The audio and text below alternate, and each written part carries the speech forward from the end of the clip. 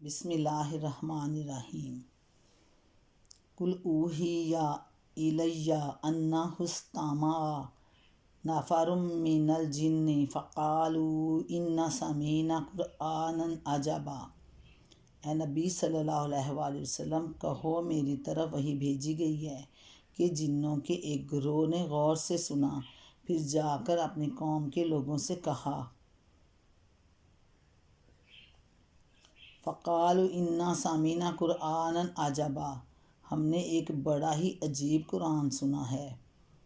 یہدی الی الرشد فآمنا بہ ولن نشرک بربنا احدا، جو راہ راست کی طرف رہنمائی کرتا ہے، جو ہدایت دیتا ہے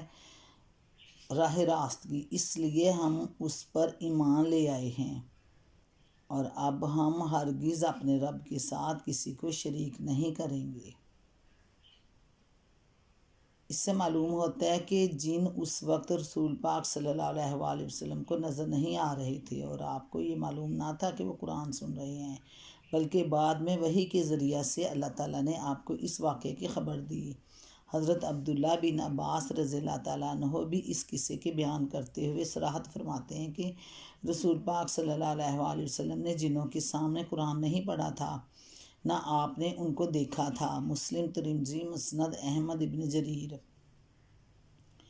اصل الفاظ ہیں قرآناً عجباً، قرآن کے معنی ہیں پڑھی جانے والی چیز، اور یہ لفظ غالباً جنوں نے اس معنی میں استعمال کیا ہوگا کیونکہ وہ پہلی مرتبہ اس کلام سے متعارف ہوئے تھے، اور شاید اس وقت ان کو یہ معلوم نہ ہوگا جو چیز وہ سن رہے ہیں اس کا نام قرآن ہی ہے۔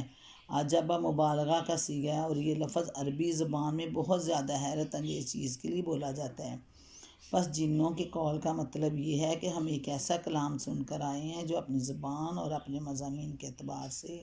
بے نظیر ہے۔ اس سے یہ بھی معلوم ہوا کہ جن نہ صرف یہ کہ انسانوں کی باتیں سنتے ہیں بلکہ ان کی زبان بخوبی سمجھتے بھی ہیں۔